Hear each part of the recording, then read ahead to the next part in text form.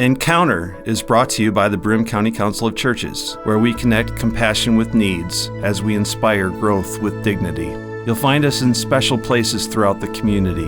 For those who remain hungry, we provide meals. For those who are challenged, we build wheelchair ramps. We comfort those who are ill, minister to those who are confined, and we remain an advocate for change and understanding on behalf of every element of our community. Connect and inspire. Encounter the Broome County Council of Churches.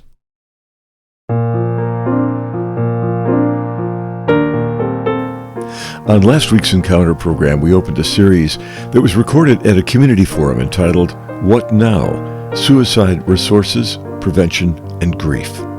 The event was organized by two Endwell pastors, both of whom serve as Encounter hosts, the Reverend Rachel Helgeson of the Northminster Presbyterian Church and the Reverend Mark Kimpland of the Endwell United Methodist Church. Last week's program included one mother's story of her daughter's death. Her first attempt at suicide was during her freshman year in high school. She was in the hospital for one day, and I was able to bring her home after agreeing to an extensive outpatient program 3 times a week.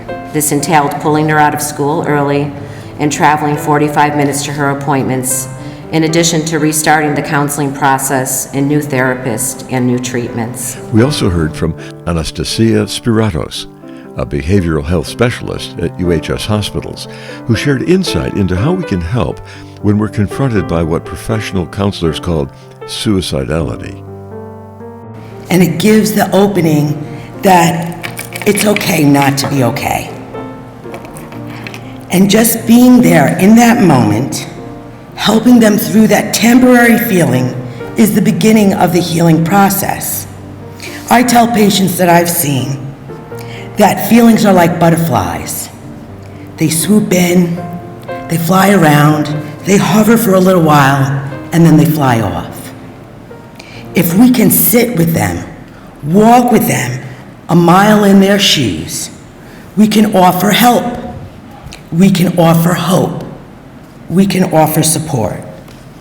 On today's program, Bobby Joel Duell Lewis, the Samaritan Counseling Center, will share additional resources, and we'll meet Karen Bixby, whose photographic skills are behind an organization called #Hope, a suicide prevention photo project. Before Mark Kimpland's introduction to the series, we want to remind you of the National Suicide Prevention Lifeline. 1-800-273-TALK. That's 1-800-273-TALK or 1-800-273-8255. We'll refer to that important phone number throughout our Encounter program. Friends, welcome to the Encounter program, sponsored by the Broome County Council of Churches. I'm your host, Mark Kimpland, the senior pastor at the Endwell United Methodist Church. Several weeks ago, your hosts of the Encounter program thought it was a good idea to respond to the tragic events of suicide in our community recently. And so we got together to plan what we called a suicide seminar, where we came together, and the title of that particular seminar was What Now? Suicide Resources, Prevention, and Grief. And we gathered together on May 24th at the Endwell United Methodist Church, and we brought together mental health professionals, we brought together professional counselors, we brought together other ministries of hope in this area of suicide. And so we present a portion of this event to you. The first speaker on today's Encounter program is Bobby Joe Duell Lewis of the Samaritan Counseling Center in Endwell, New York.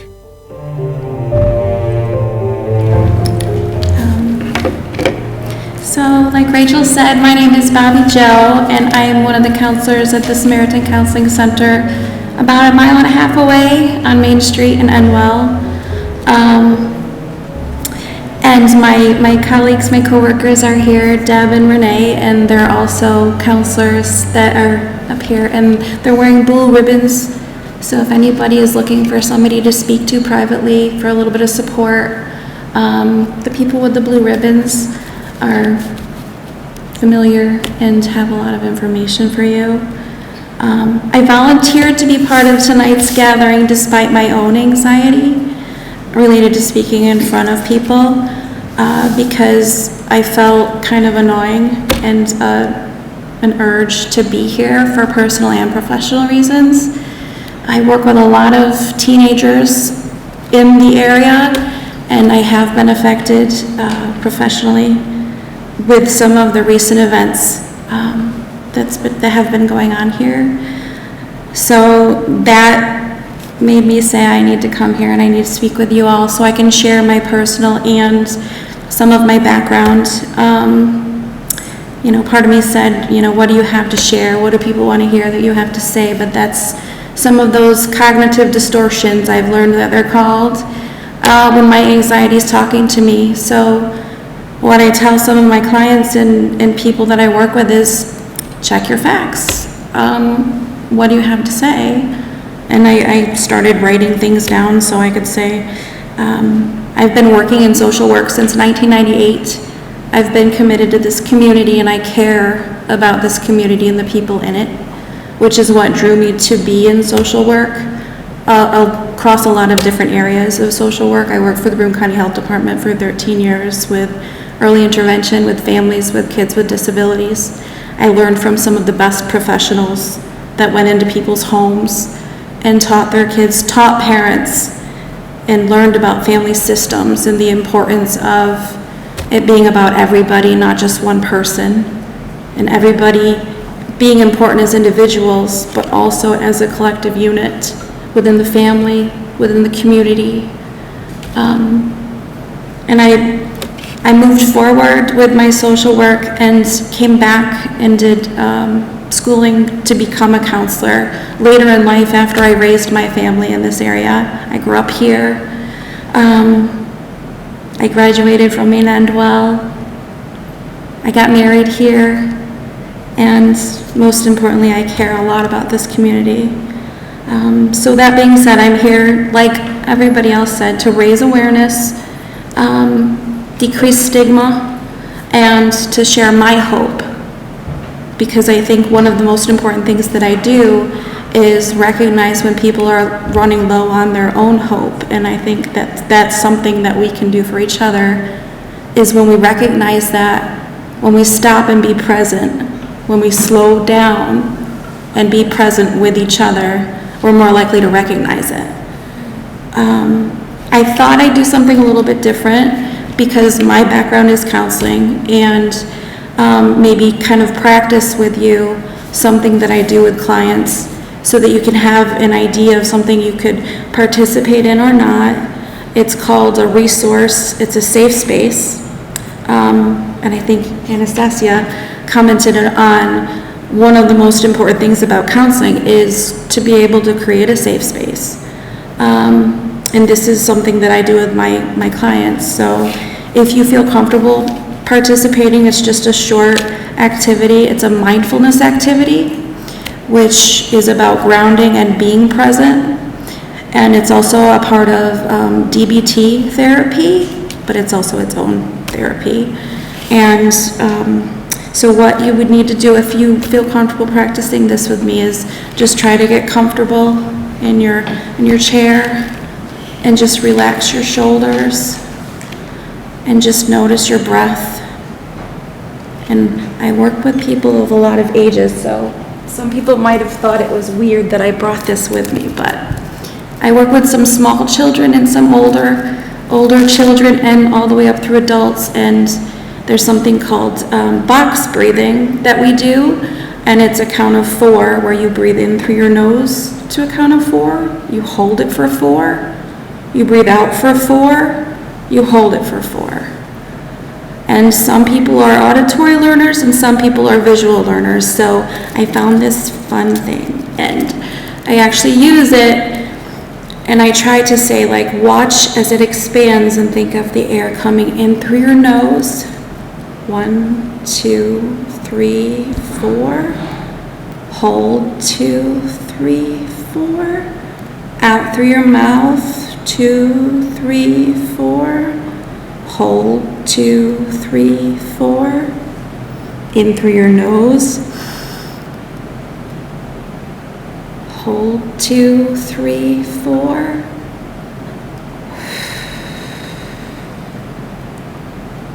Hold 2, 3, 4. Just kind of relax and notice your breath. This is useful to be present, because when we become in an emotional state of mind, it's hard to think clearly. Our body holds things and we get sick. So I start with just kind of a grounding. And then for the safe space, so when we process some really difficult emotions, I want to invite you to close your eyes if you feel comfortable doing so, and you don't have to if you don't want to. And just notice your breath.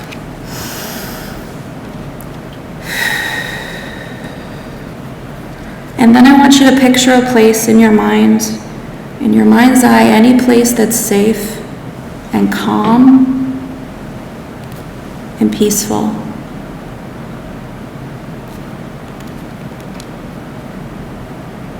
Have you got something in mind? Okay. It can be someplace you've already been or just a picture.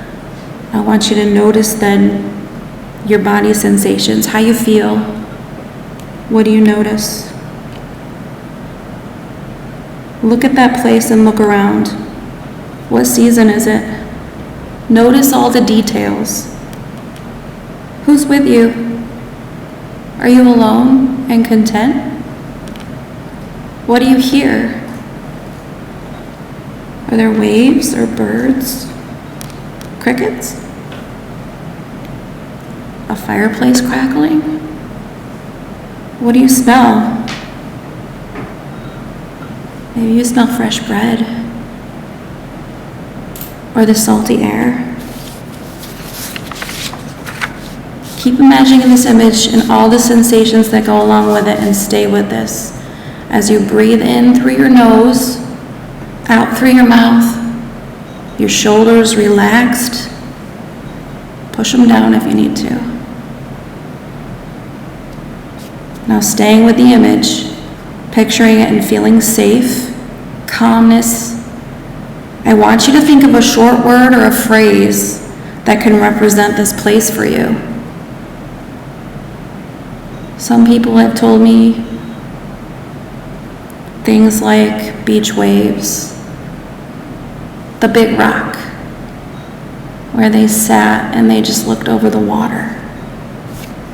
I want you to attach this little phrase with the feeling that you're having right now, and know that you can pause, be present, and go there anytime that your emotions become overwhelming.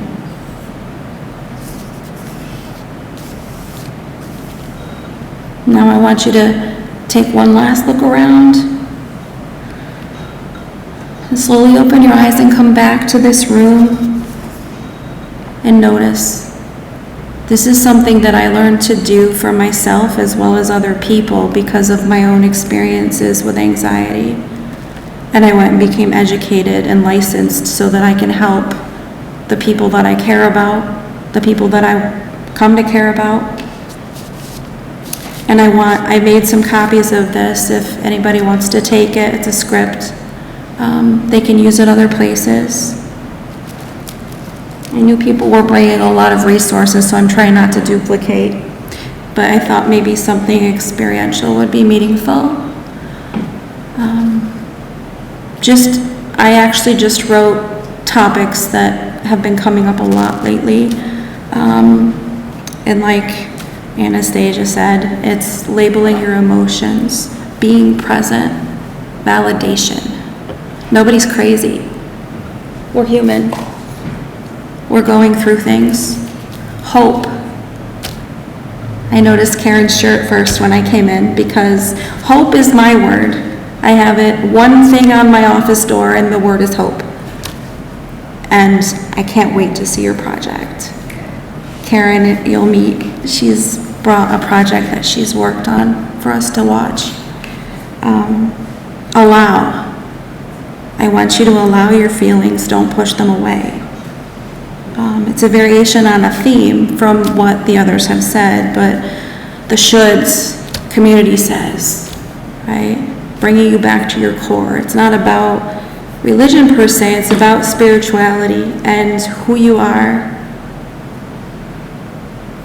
Sharon moved me very much with her story, as I'm sure she did everyone here.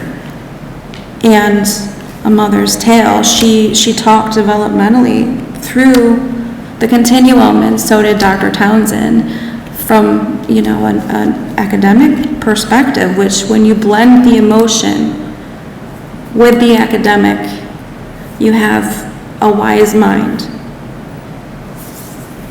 When we talk about suicide, I see it as hope being the most important, because I see it as the opposite is despair. We all experience despair. And grief. Grief is not wrong, it's human. One of the most underutilized resources that I've found that I really wanted to share today, it was already mentioned, but I wanted to repeat it, is the Hope Line. I work with a lot of teenagers who don't like to talk on the phone, will not make a phone call, and they prefer to text. So the text 741-741, you can text any word to it, and a professional will respond and text with you 24 hours a day. It's national. And we actually made some keychains out there that I hope people will take with a QR code as well, with the idea that sometimes telling them they won't remember the number, but having something tangible. It looks like this. So if you didn't already take one, I hope you will.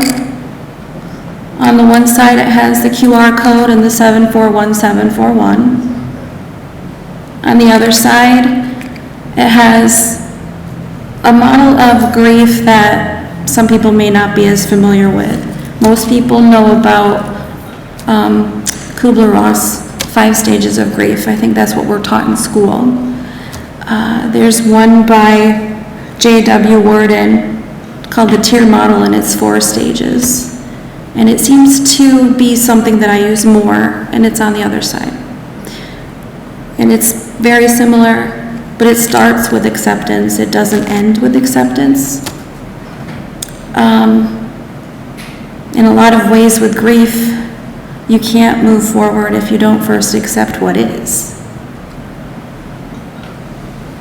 So the first stage, and this isn't linear, you kind of go back and forth, right, with grief. But the first stage is T, to accept. And the second is experience the feelings. If you push the feelings away and deny them, you can't move forward. And that's okay. Sometimes we want to stay there for a while, and we need to. And then we have to adjust to a new way of life without that person, or whatever the loss is. And then reinvest in the new reality. And you can't do that until you do the other stages. So I hope that you'll grab those before you step out. I have more, but I really don't want to take up a lot of your time. I just wanted to share too, one of the other reasons that I felt really moved to come here was because I have worked with some teens that were close to people that they've lost in local schools recently. And I've worked with them for quite a while, and one of them said to me shortly after how grateful she was. But she was feeling guilt because she said she didn't know why she got help, and she was able to get better, but her friend wasn't. There are resources, there are people that care. I'll leave you with one thing that I think is important to say. There is no blame. We need to get rid of shame. I've put some resources out on the table, and the reverse St. Francis prayer. So I'll just end with that. One of my coworkers Yvonne Lucia, she's wonderful. She wanted to be here tonight, but she couldn't be. She shared this during one of our reflections, a staff meeting, and I said, I have to have that. And it's called the Reverse St. Francis Prayer, and it says, make me a channel of disturbance. Lord, make me a channel of disturbance. Where there is apathy, let me provoke. Where there is compliance, let me bring questioning. Where there is silence, may I be a voice. There's too much comfort and too little action, let me grant disruption. Where there are doors closed and hearts locked, grant the willingness to listen. When laws dictate and pain is overlooked, when tradition speaks louder than need, grant that I may seek rather to do justice than to talk about it. Disturb us, O Lord, to be with as well as for the alienated, to love the unlovable as well as the lovely. Lord, make me a channel of disturbance. Thank you. The next speaker is Karen Bixby of Karen Bixby Photography and the hashtag Hope Project. You got to see her beautiful T-shirt, and as a pastor, it drew me because we talk about hope, especially in the Abrahamic traditions. We talk about how death doesn't get to have the final answer. I think that maybe sounds funny to you all to be talking about that at a suicide conversation, but it doesn't. Death does not get the final answer. And I hope that you hear that. Speaking of hope, that you've been given some resources, that you know some faces now within our community that you can talk to, that there are more conversations you'll probably have after you leave this space. But I hope that you'll be able to hear about Project Hope and to see what they're doing in our community and how this all came about.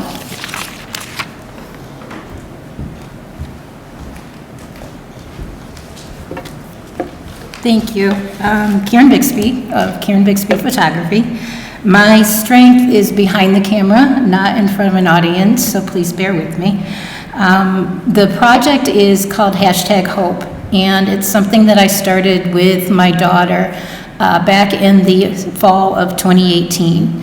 And with my photography business, the bulk of my clients are senior photos, which I absolutely love. I love the age group, but I saw something, and it was becoming more and more of low self-esteem and very low self-love dialogue.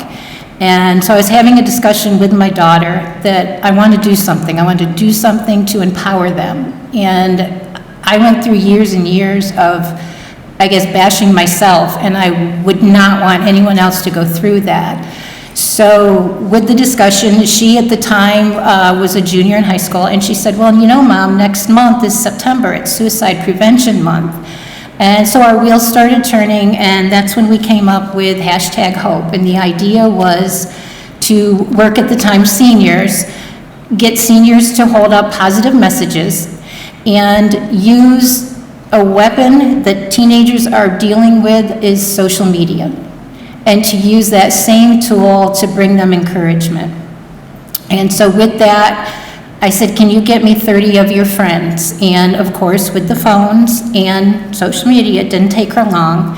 She had 30 classmates, and a local business donated some shirts for us, some Hope shirts. We had 10 different sizes, and the kids came, changed into the t-shirt, held up a message, and I took their photos. And so for every day in the month of September, we posted that positive message.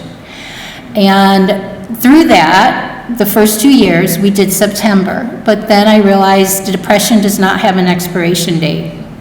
So my goal was to do 180 posts for 180 school days. and to reach out and pull in the community. And we did, and it's grown. And I've fallen short a couple of years, but I'm still not giving up. And eventually, it's going to be 365.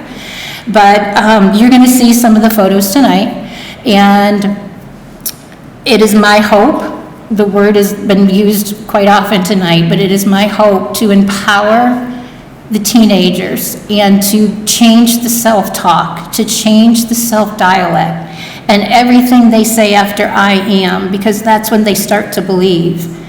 And using social media where it's very, very negative out there. And as they're scrolling, if they happen to come across one of our photos and one of our messages, and it plants a different seed to seek help and to get the resources that are here, that is the plan and the vision of the photo project.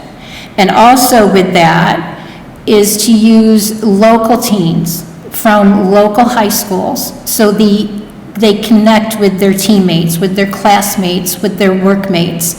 Because if they see someone else reaching out for help, or they see someone else going through maybe something that's been on their mind, that might encourage them to talk some more.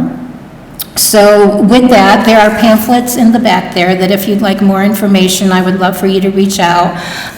But with that, I'm going to just turn it over and let the photos speak for themselves. So thank you for the invitation to be here tonight, and thank you all for attending.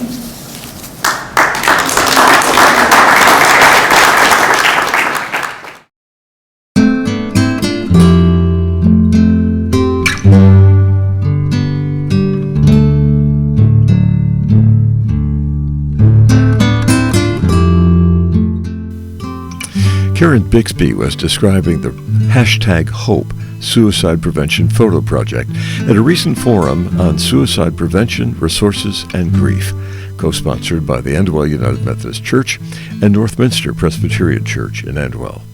All the presentations at the forum are available online at the Endwell United Methodist Church YouTube channel. Look for the tab for previously recorded programs. That's the Endwell United Methodist Church YouTube channel. Encounter is produced by the Broome County Council of Churches for WBNG TV. And this is Jeff Kellam reminding you once more of the National Suicide Prevention Lifeline, 1-800-273-TALK. 1-800-273-TALK.